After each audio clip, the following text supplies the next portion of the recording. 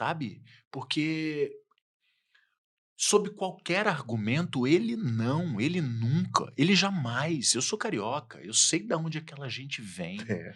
eu sei o que que aquela gente sempre foi. E eu olhava em 2018 as pessoas normalizando o absurdo. E aí por isso eu voltei ao Camille, né? Porque no Brasil, durante a pandemia, já tinha acontecido a eleição dele em 18 e aquilo para mim era uma loucura, um absurdo. E durante a pandemia, com aquele processo todo, nós vivemos a praga, e aí falando da obra do Camus, né, da peste, Uhum. a obra é uma obra que conta a evolução de uma praga, mas ela é também uma metáfora sobre a ascensão autoritária da Europa nos anos 30.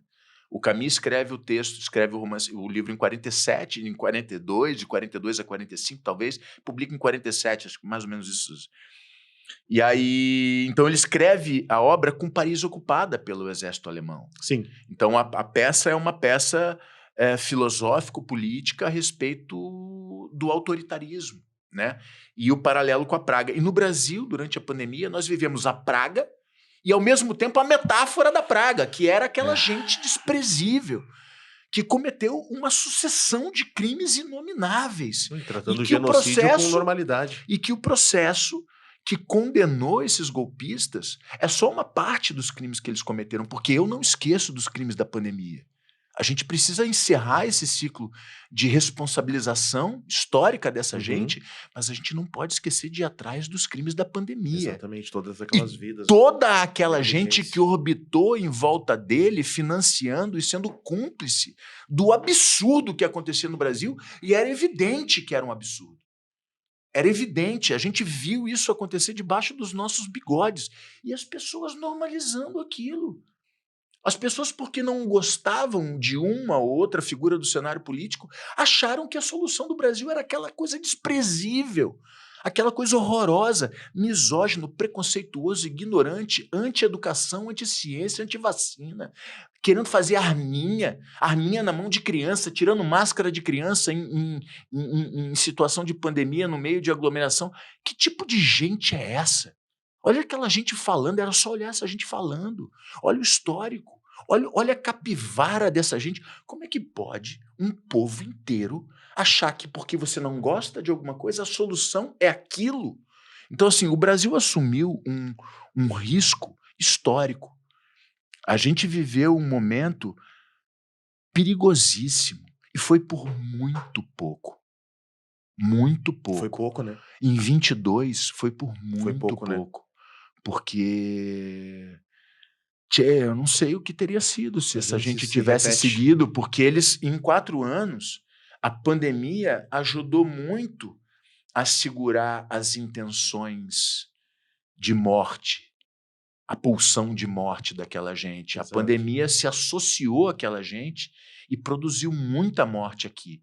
Mas se esse cara consegue seguir, bicho. E eu acho que, historicamente, a gente precisa estar atento às circunstâncias, né?